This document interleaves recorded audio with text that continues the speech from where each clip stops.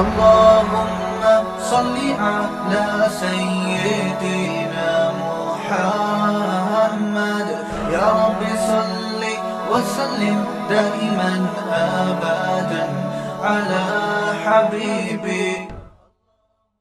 کہ کسی معاشرے کو تباہ کرنا ہو تو اس کا ایک غلط طریقہ ہوتا ہے اور ایک صحیح طریقہ. غلط طریقہ یہ کہ محنت زیادہ ہو, آؤٹ پٹ اس کا کم, اور صحیح طریقہ یہ کہ تھوڑا سا کام کرو, پتہ بھی نہ چلے لوگوں کو, اور پورا معاشرہ برباد ہو جائے.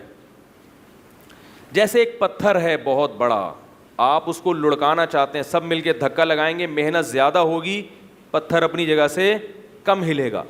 اور لیور کا استعمال کیا آپ نے, ایک بہت بڑی راڈ لے کے پتھر کے نیچے رکھی اور پیچھے سے تھوڑا سا اس کو پش کیا, وہ پتھر پورا الٹ جائے گا. تو میں نے KPK کے حوالے سے یہ بات ذکر کی تھی کہ ہماری جو سیاسی جماعتیں ہیں, ہمارے جو حکمران ہیں, جو ایک پشتو قوم میں ایک غیرت ہے, حمیت ہے, اس کا آہستہ آہستہ بیڑا غرق کر رہے ہیں, ستیہ ناس کر رہے ہیں. NGOs کی نظریں جتنی خیبر پختونخوا کی طرف ہیں اتنی کسی اور طرف نہیں ہیں, سمجھ رہے ہیں؟ اب ہو کیا رہا ہے, وہاں آہستہ آہستہ کو ایجوکیشن سسٹم کو لانے کی کوشش کی جا رہی ہے اور فیوچر میں یہ ہوگا. لیکن ہمیں افسوس اس پر ہوتا ہے کہ ہم دوسرے مسائل تو اٹھاتے ہیں, ممبروں سے بھی اس کا تذکرہ ہوتا ہے, کو ایجوکیشن سسٹم کے خلاف بات نہ یعنی کی جا رہی ہوگی, لیکن میں نے نہیں سنا کہ ممبروں سے اس کے خلاف احتجاج کیا جا رہا ہو, یا KPK کی غیرت مند عوام اس کے خلاف کچھ بڑے پیمانے پر کام کر رہی ہو, یا اپنی سیاسی جماعتوں سے احتجاج کر رہی ہو کہ بھئی یہ سسٹم ہم قبول نہیں کریں گے. تو یہ بڑے یعنی بہت چپکے آہستہ آہستہ یہ زہر ہماری رگوں میں ڈالا جا رہا ہے, اور ہمیں پتہ ہی نہیں ہے کہ مستقبل میں کیا ہونے والا ہے. اس لیے میں یہ دینی فریضہ سمجھتا ہوں کہ اس کے خلاف ممبروں سے آواز بولو بھائی اٹھانی چاہیے. اور صرف KPK کی بات نہیں ہے, وہ تو چونکہ ابھی دورہ کر کے آیا, وہاں کے حالات دیکھے, یہ تو پنجاب کو بھی آواز اٹھانی چاہیے اور کراچی کو بھی آواز اٹھانی چاہیے. اس پر بہت تباہی کی طرف جا رہی ہے ہماری نئی نسل, مخلوط دینی تعلیم کی وجہ سے, مخلوط دنیاوی تعلیم کی وجہ سے. دیکھو ایک بات ذہن میں رکھو, اگر مدرسے مخلوط ہو جائیں جن میں صبح و شام قال اللہ اور قال الرسول پڑھایا جاتا ہے, تو وہ بھی کیا ہو جائیں گے, تباہ ہو جائیں گے. ہمارے ہاں اسکول کے سلیبس کو تو فوکس کیا جا رہا ہے کہ یہ ہونا چاہیے, یہ نہیں ہونا چاہیے. ماحول کو بالکل بھی فوکس نہیں کیا جا رہا کہ کس ماحول میں دینی تعلیم ہوگی. اگر KPK کی گورنمنٹ جو بھی مستقبل میں بنتی ہے, وہ KPK میں پہلی جماعت سے لے کے 10ویں تک قرآن کو لازم قرار دے دے, وہ کہے کہ قرآن لازم ہے, عربی سیکھنا لازم ہے, خدا کی قسم اگر کو ایجوکیشن والا سسٹم ہوا تو یہ قرآن کی تعلیم آپ کو زنا سے نہیں بچا سکتی. یہ قرآن کی تعلیم آپ کو قرآن پر عمل کرنے پر مجبور نہیں کر سکتی. میں کہتا ہوں پہلی جماعت سے لے کے 10ویں تک قرآن نہ ہو, لڑکوں کا الگ مدرسہ اسکول بنا دو, لڑکیوں کا الگ مدرسہ اسکول بنا دو, یہ زیادہ اہم ہے بنسبت اس کے کہ سلیبس میں قرآن کی آیات کو شامل کیا جائے. کیا کریں, کیسے سمجھائیں بھائی؟ قرآن کی تعلیم بھی ضروری ہے مگر اتنی ضروری نہیں ہے جتنا مرد اور عورت کا الگ الگ بیٹھنا بولو بھائی زیادہ ضروری ہے. ہم اپنے باپ داداؤں میں اور آج بھی ایسی خواتین کو جانتے ہیں جنہوں نے قرآن نہیں پڑھا مگر قرآن پر عمل اچھی طرح سے کرتی ہیں. ان کو نہیں پتا قرآن میں کیا لکھا ہے, لیکن ان کو پتا ہے کہ غیرت اللہ کا حکم ہے, حیا اللہ کا حکم ہے, شوہر کی اطاعت اللہ کا حکم ہے, بھائیوں سے محبت اللہ کا حکم ہے. یہ 5-6 احکام ان کو معلوم ہے, قرآن ایک لفظ بھی نہیں جانتی. اور ایسی خواتین کو بھی جانتا ہوں الحمد سے لے کے والناس تک پورا قرآن پڑھا ہوا ہے مگر 10 مردوں سے ان کے تعلقات ہیں. قرآن پر عمل یہ زیادہ اہم ہے بنسبت تعلیم قرآن پر. قرآن آپ مرد اور عورتوں کو اکٹھے تعلیم حاصل کرنے کی اجازت نہیں دیتا. میرے پاس میسج آتے ہیں کہ گورنمنٹ اس طرف جا رہی ہے, یہ وعدے کیے جا رہے ہیں KPK والوں سے کہ اماموں کو تنخواہیں دی جائیں گی گورنمنٹ کی طرف سے. بہت اچھی بات ہے, ہونی چاہیے. تنخواہیں بڑھا دی جائیں گی. بہت اچھا کام ہے, جو اچھا کام ہے اس کو اپریشیٹ کرنا چاہیے. قرآن کی تعلیم پہلی جماعت سے لازم کر دی جائے گی, بہت اچھا کام ہے. لیکن اگر آپ کو ایجوکیشن سسٹم لا رہے ہو تو ہمیں ان اچھے کاموں کی ضرورت نہیں ہے, یہ رہنے دو. کیونکہ وہ قرآن, اگر لڑکا لڑکی کو ایک ساتھ بٹھا کے آپ قرآن پڑھاؤ گے وہ فتنے میں مبتلا ہوں گے. وہ قرآن موجود ہوتے ہوئے قرآن کی دھجیاں اڑائیں گے. میں پنجاب میں تھا, میرے سامنے ایک واقعہ آیا کہ ایک صاحب, ان کی 2 جوان بیٹیاں, بیٹا کوئی نہیں, کہیں سفر پہ جا رہے تھے تو ایک جوان ینگ مولانا صاحب, بالکل ینگ, ان کو کہا انہوں نے کہ آپ میری بیٹیوں پہ نظر رکھیں, میں سفر پہ جا رہا ہوں. کس کے ذمہ لگایا؟ مولانا, اور وہ بھی جوان. اور آپ میری بیٹیوں پہ کیا رکھیں, نظر رکھیں, اور ان کو روزانہ آ کے قرآن پڑھا دیا کریں.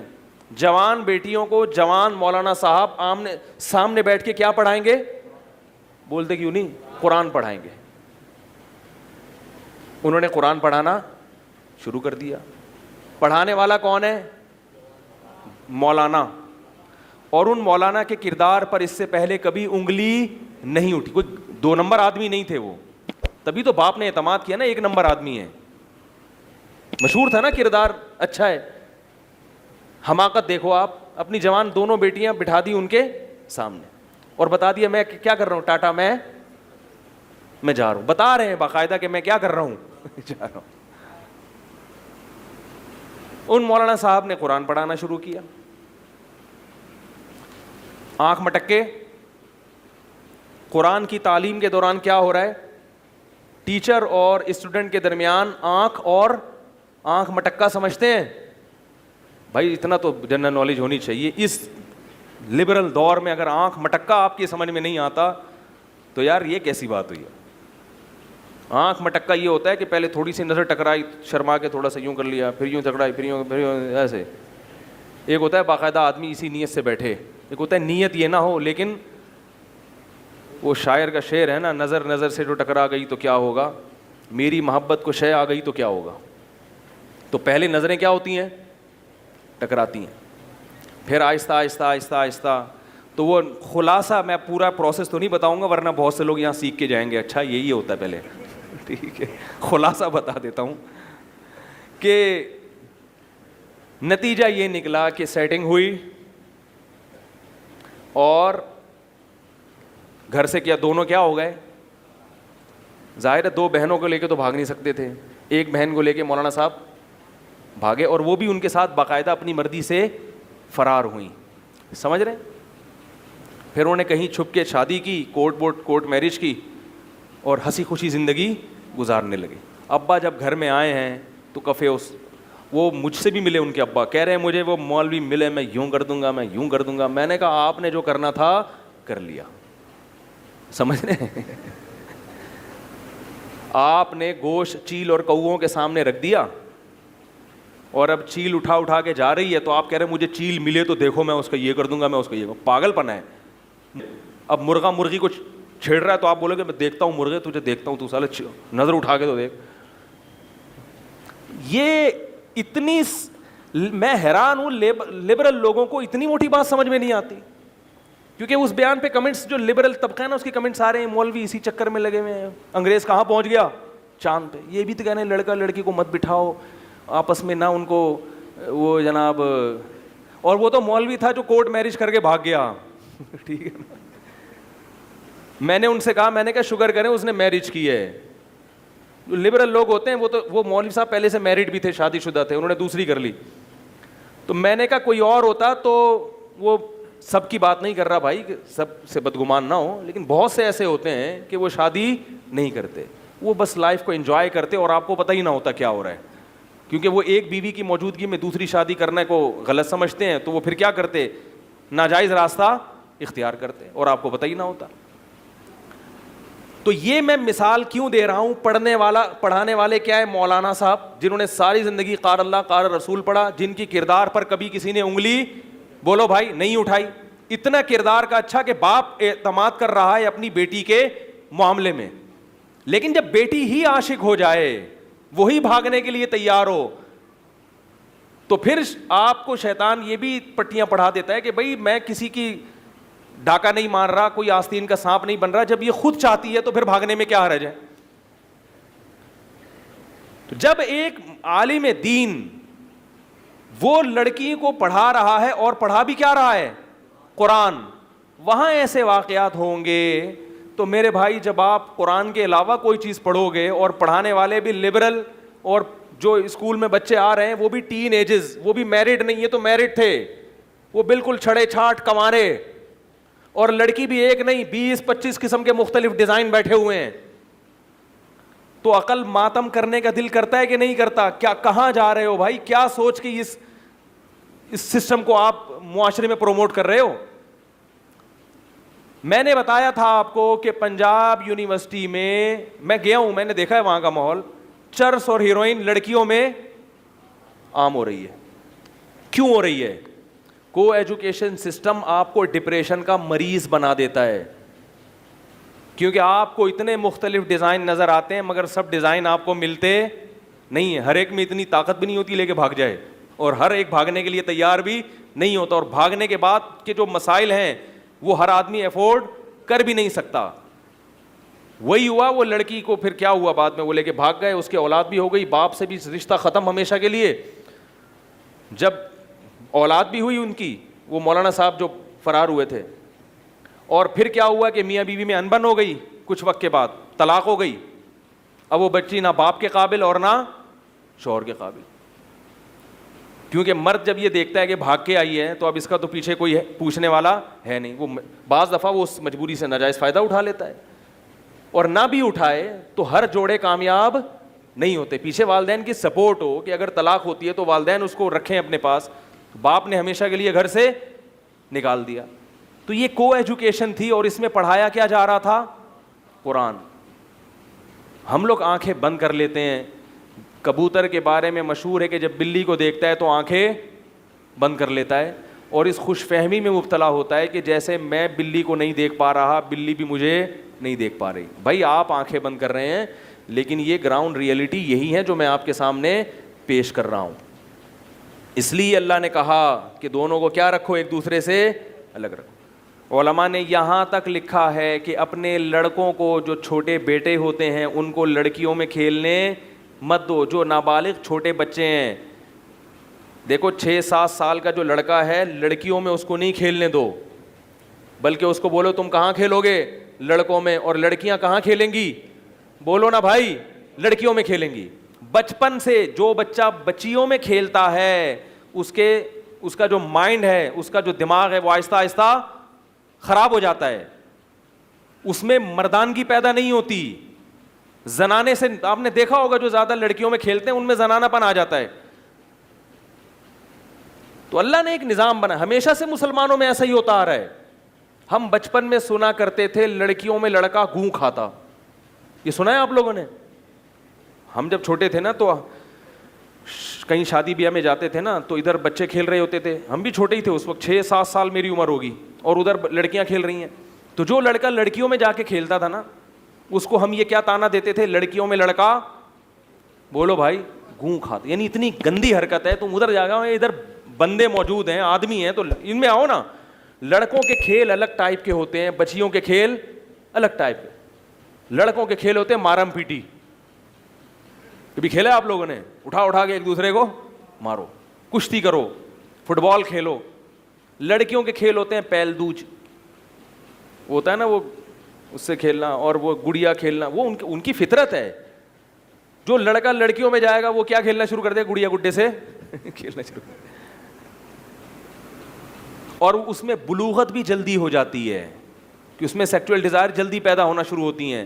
جلدی بالغ ہونے کا نقصان کیا ہے؟ کہ اس کی گروتھ, بولو بھائی, نہیں ہو پاتی, صحت نہیں بن پاتی اس کی. اللہ نے جس چیز کا ٹائم رکھا ہے اسی ٹائم پہ جو چیز ہوگی تو صحیح ہوگا.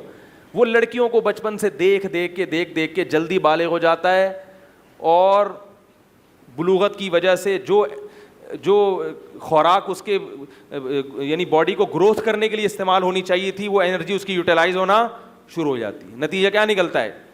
اب دیکھ لو, ایکس رے نظر آ رہا ہوتا ہے لڑکوں کا, ایسے ایسے باریک باریک, نہ قد نکل رہا ہے, نہ آواز میں طاقت پیدا ہو رہی ہے, نہ جو ہے وہ گروتھ ہو پا رہی ہے. تو یہ کیا ہے؟ جو چیز بھی من تعجل بشیء قبل اوانہ عوقب بحرمانہ وقت اوانہ، جو شخص کسی چیز کو وقت سے پہلے حاصل کرتا ہے تو وقت پر اسے وہ چیز حاصل نہیں ہوتی پھر. تو اپنے بچوں کو لڑکیوں سے کیا رکھیں؟ کزنوں میں کھیلنے نہ دیں. لوگ کہیں گے مولوی دقیانوس ہیں، یہ کن مولویوں کے پاس بیٹھ رہے ہو، کچھ نہیں ہوتا. تو آپ بولے ہم دقیانوس ہی بہتر ہیں، ٹھیک ہے نا. لڑکا جب بالغ ہو جائے پھر اس کی شادی کرو. سمجھ میں آ رہی ہے بات؟ بولو بیٹا اب تم اس قابل ہو گئے ہو کہ ایک عورت کی کفالت کر سکتے، جوان ہو گئے ہو ماشاء اللہ، تو اب بتاؤ کتنی کرنی ہے. سمجھ میں آ رہی ہے بات؟ ہم نے تمہیں لڑکیوں سے دور رکھا اس لیے نہیں کہ ہم تمہیں محروم کرنا چاہتے تھے، ہم تمہیں انسان کا بچہ مرد بنانا چاہتے تھے، مرد ٹھرکی نہیں بنانا چاہتے تھے. مرد بن گئے ہو، اب بتاؤ کرنی کتنی ہے تمہارے خرچے پہ. یہ پہلے بتا دی اس کے خرچے پہ. تو عجیب حساب کتاب ہے. اللہ نے مرد کی فطرت ایسی بنائی ہے کہ اس کو عورتوں میں بیٹھنا اچھا نہیں لگتا، اس کو شرم آتی ہے. میں ایک انگلش لینگویج سینٹر میں گیا، 12-13 سال پرانی بات ہے. میں نے بہت تلاش کیا کہ ایسا سینٹر مل جائے جس میں صرف مرد ہوں، تو نہیں ملا.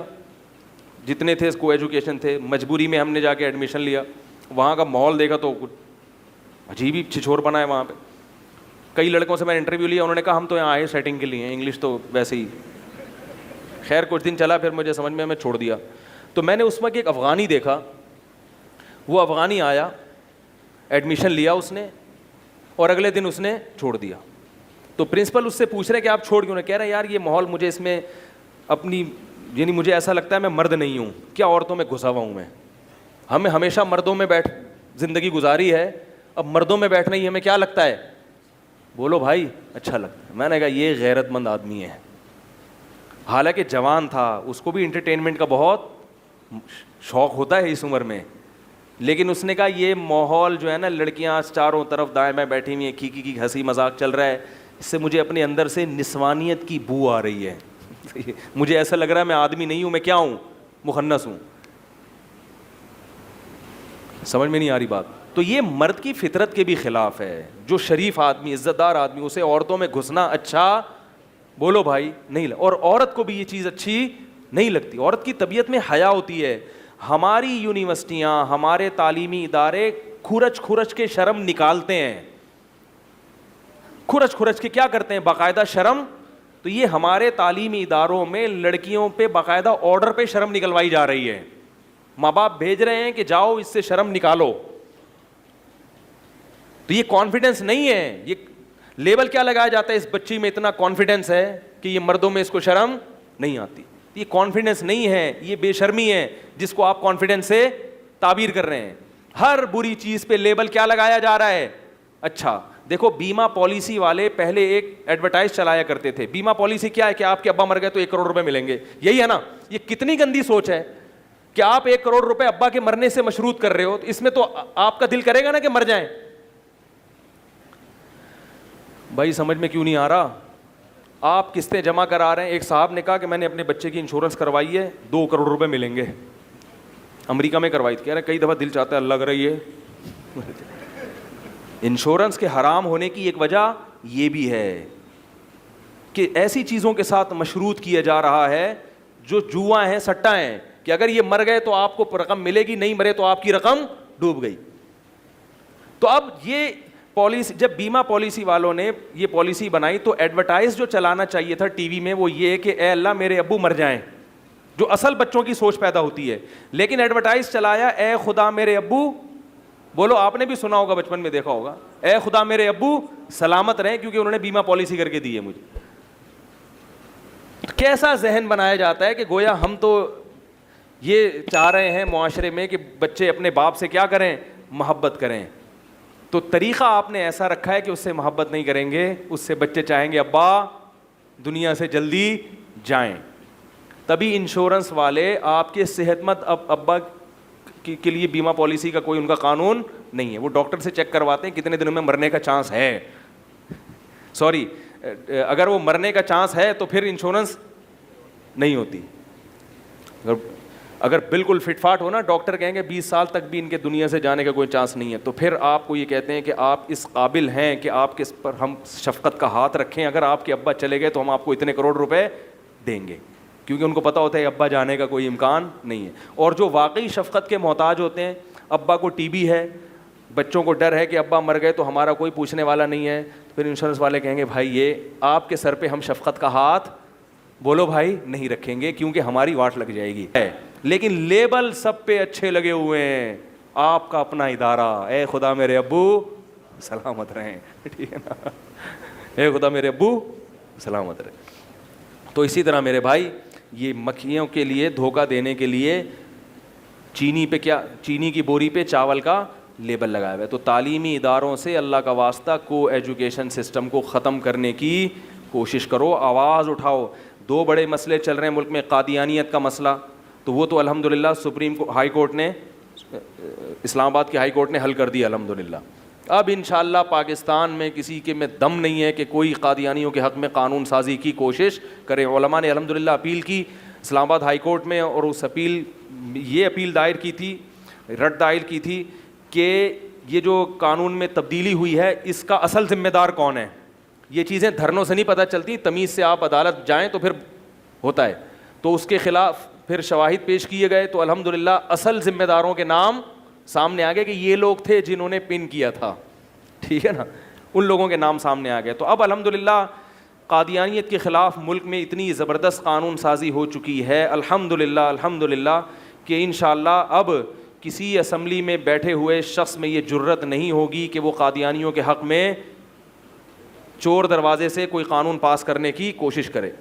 لیکن دوسرا ایک بہت بڑا مسئلہ جو کو ایجوکیشن سسٹم کا ہے, اس کے خلاف نہ کوئی آواز اٹھائی جا رہی ہے, نہ کوئی بل پاس کرنے کی بات کی جا رہی ہے. ہماری جو دینی جماعتیں ہیں وہ بھی اس بارے میں ہمیں خاموش نظر آتی ہیں. ایک اصول یاد رکھیں, جمہوری طرز عمل میں کوئی بھی سیاسی جماعت ہوگی, چاہے وہ دینی ہو یا لبرل جماعت ہو, وہ یہ دیکھتی ہے کہ پبلک کیا چاہتی ہے.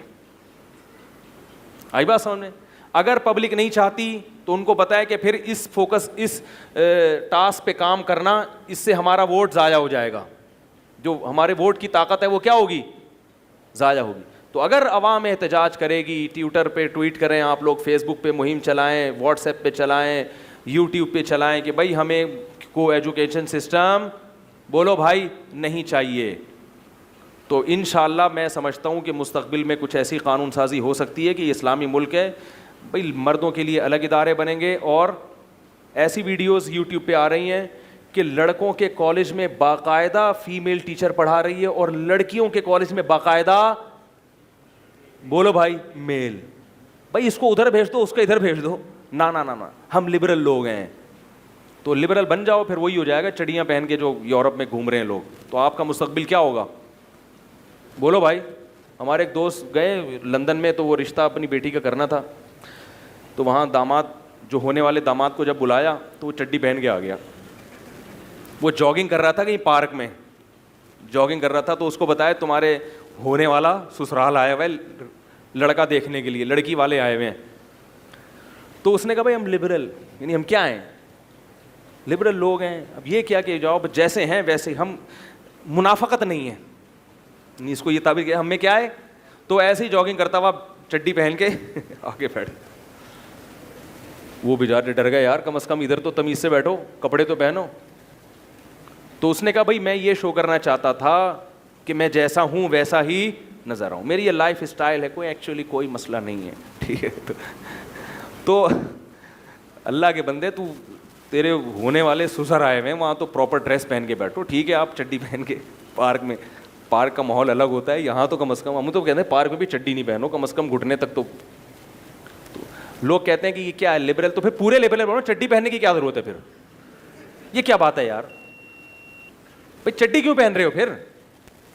میں تبھی کہتا ہوں یا تو مکمل لبرل بنو, پھر تمیز سے بنو لبرل, اور اگر نہیں بن سکتے کہ آپ اس کلچر کو قبول نہیں کریں, پھر پورے مسلمان کیوں نہیں بن جاتے بھائی. یہ درمیان والے جو ہے نا, درمیان والا کبھی بھی صحیح نہیں ہوتا, تو نہ ادھر کا ہوتا ہے نہ ادھر کا ہوتا ہے. اس لیے یا تو مکمل لبرل بن جائیں, پھر اپنی بچیوں کو آزاد کر دیں کہ بھائی کو ایجوکیشن کیا, بس بیٹا جو کرنا ہے کرو, اپنے جیون ساتھی کو خود ہی سلیکٹ کرو, مجھ سے نہیں پوچھنا, مجھے بتا دینا, ہو گئی ہے. لیکن اگر آپ یہ ماحول نہیں چاہتے تو پھر میرے بھائی پورے دین کی طرف آنا پڑے گا. باقی جو ٹاپک تھا وہ میں انشاءاللہ اگلے ہفتے اس کو بیان کروں گا. اس ٹاپک کا بھی میں کچھ لیبل بتا دیتا ہوں, عنوان بتا دیتا ہوں کہ جو مغربی دنیا ہے اس سے ہمارا پھڈا 2 چیزوں میں ہے, باقی تمام چیزوں میں اسلام اور مغربی کلچر سیم ہے. نہیں یاری بات سمجھ میں. یہ جو ہم امریکہ سے اختلاف کرتے ہیں, یورپ سے اختلاف کرتے ہیں, وہ صرف کتنی چیزوں میں؟ 2 چیزوں میں. تو ان 2 چیزوں میں ہم نے کمپرومائز نہیں کرنا, باقی سب چیزیں ہماری اور اسلام کی ایک ہی جیسی. وہ کہتے ہیں کرپشن نہیں ہونی چاہیے, تو اسلام کیا کہتا ہے؟ وہ کہتے ہیں سڑکیں اچھی ہونی چاہیے, تو اسلام کیا کہتا ہے؟ بولو بھائی, تو حکومت کی ذمہ داری ہے نا. وہ کہتے ہیں ملک سے محبت کرو, تو اسلام کیا کہتا ہے؟ بول کیوں نہیں رہے؟ اسلام بھی یہی کہتا ہے. کیا خیال ہے؟ وہ جتنی چیزیں کہتے ہیں اور اپنے ملکوں میں رائج کر رہے ہیں, ترقی اسلام بھی چاہتا ہے, وہ بھی چاہتے ہیں, کرپشن کا خاتمہ ہم بھی چاہتے ہیں, معاشی ترقی ہم بھی چاہتے ہیں, ہم چاہتے ہیں ہسپتالوں کا نظام اچھا ہو جائے, اسلام بھی یہی چاہتا ہے. بلکہ اسلام تو زیادہ چاہتا ہے, اسلام تو ان چیزوں میں ان سے بھی زیادہ, وہ چاہتے ہیں ہر جگہ صفائی ہو. ہم بھی, اسلام بھی کیا چاہتا ہے؟ صفائی. گندگی کو کون, اسلام میں تو صفائی آدھا ایمان ہے. اس صفائی سے تو اسلام شروع ہوتا ہے. جب بھی کوئی غیر مسلم مسلمان ہوگا نا, سب سے پہلا حکم کیا ہے؟ اس کو نہلاؤ. سب سے پہلا حکم کیا ہے؟ نہلاؤ اس کو. جب بھی کوئی غیر مسلم مسلمان ہوگا کلمہ پڑھ کے, تو سب سے پہلے شریعت کیا کہتی ہے؟ یہ کیا کرے گا؟ غسل کرے گا, نہائے گا, صاف ستھرا ہوگا. یہاں سے تو اسلام کی پہلی سیڑھی شروع ہوتی ہے. تو سب چیزوں میں ہم اور وہ ایک ہی جیسے ہیں, بلکہ وہ ہم سے اچھے ہیں بہت سی چیزوں میں. 2 چیزیں ایسی ہیں جس میں ہم کمپرومائز نہیں کر سکتے. ان میں ایک معاشی نظام جس میں اسلام سودی سسٹم کو پسند نہیں کرتا, کیونکہ اس سے دولت سمٹ کے چند ہاتھوں میں جا رہی ہے. اسلام اس ظلم کو کسی قیمت پہ برداشت نہیں کرتا. اسلام کہتا ہے تجارت کے ذریعے پیسہ کماؤ. سودی نظام اسلام میں قابل قبول نہیں ہے. دوسرا, اسلام زنا کی اجازت نہیں دیتا, اور ہر وہ چیز جو آپ کو زنا کی طرف لے کے جائے اس کی اجازت نہیں دیتا. عورت کی ایسی آزادی جو عورت کی طرف دسترس کو آسان کر دے, یعنی مرد کے لیے عورت تک پہنچنا آسان ہو جائے, اسلام اس کی اجازت نہیں دیتا. اسلام فیملی سسٹم کا قائل ہے. نہیں یار بات کیا کریں, اسلام کس کا قائل ہے؟ بیوی بچے ہونے چاہیے, گرل فرینڈ نہیں ہونی چاہیے. اور ہر وہ چیز جو گرل فرینڈ والے کلچر کی طرف لے کر جائے, کو ایجوکیشن بھی اسی کا حصہ ہے, اسلام اس کی اجازت نہیں دی. یہ 2 چیز. باقی تو نماز کو امریکہ بھی نہیں روکتا بھائی. امریکہ میں مسجدوں میں مسجدیں بھری ہوئی ہوتی ہیں, نہ وہ ہمیں عید کی نماز پڑھنے سے روکتے ہیں, نہ رمضان کے روزے سے روکتے ہیں, نہ وہ ہمیں سڑکیں بنانے سے روکتے ہیں. تو اگر آپ کو اپنے ملک میں صرف سڑکیں چاہیے تو میں کہتا ہوں یہ ملک امریکہ کے حوالے کر دو. یہ امریکہ کی ریاست بن جائے گا, بہت خدا کی قسم اچھی ترقی ہو جائے گی. ہم کتنی محنت کر کے امریکہ کی نیشنلٹی حاصل کرنے کی کوشش کرتے ہیں, تو یہ ریاست اگر ہم امریکہ کے حوالے کر دیں کہ یار آپ اس پہ حکومت کرو, تو ہمیں وہ تمام فیسلٹیز جو امریکہ میں ہے وہ آپ دو. اتنی ہنسی خوشی زندگی گزرے گی جس کا تصور نہیں کر سکتے. علاج خاندان جو امریکہ ہے وہ یہی پاکستان ہو جائے گا, علاج خاندانی. کیا خیال ہے؟ پوری دنیا میں ٹریولنگ. بولتے کیوں نہیں یار, ایسی مزے مزے کی باتیں کر رہا ہوں. جہاں جاؤ گے میں امریکی ہوں. اگر آپ کو یہ ڈر ہے کہ ملک کا نام چینج ہو جائے گا تو آپ بولو بھائی یہ ریاست امریکہ کی ہوگی, نام پاکستان ہی رہنے دیں گے. اگر آپ کو یہ ڈر ہے غیر قوم ہم پہ حاکم بنے گی, تو غیر قوم تو آپ بھی حاکم بن رہی ہے. کبھی کوئی پنجاب والا صدر ہوتا ہے تو مہاجر کی قوم تو الگ ہے نا پنجاب والے سے. کبھی کوئی سندھی صدر بن جاتا ہے, کبھی کوئی بلوچی بن جاتا ہے, کبھی کوئی مہاجر بن جاتا ہے. تو آپ کی قوم ہمیشہ کبھی بھی آپ پر مسلط نہیں ہوگی. اگر آپ کو نہیں پاکستانی ایک الگ قوم ہے, امریکی الگ قوم ہے, تو بھائی جب ایک ملک بن جائے گا تو قومیت, اب بولو کہ وہ بھی ہماری قوم ہم بھی ان کی قوم. پہلے انڈین جب ہندوستان ایک تھا سب ایک قوم تھے, پاکستان الگ ہوا تو کیا بن گئے؟ 2 قومیں بن گئے. تو بھائی ہم کیوں قبول, ہم کہتے نہیں ہماری اسٹیٹ ہماری ریاست, اس لیے کہ ہم 2 چیزوں میں کمپرومائز نہیں کر سکتے جن میں ہمارا ان سے اختلاف ہے. ایک معاشی نظام ہمارا ہونا چاہیے, اسلام کا ہونا چاہیے, اور ایک کلچر کس کا ہونا چاہیے؟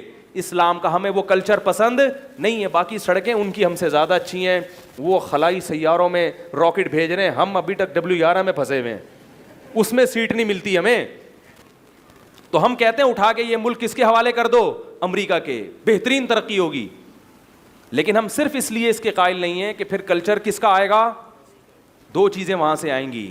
سودی نظام وہ تو ابھی بھی ہے, ایک چیز رہ گئی, وہ کیا ہے؟ ہمارا فیملی سسٹم. امریکہ کے پاس سڑکیں ہیں, چچا ماموں نہیں ہیں, ان کے پاس راکٹ ہیں, ممانی بولو بھائی, پھپھو نہیں ہے, بیٹیاں بیٹے ہوتے ہیں بڑی مشکل سے ہوتے ہیں, وہ پتہ نہیں چلتا ہے نہیں ہے, ابا چاچا ماموں نظام سب کیا ہو گیا, تل پٹ.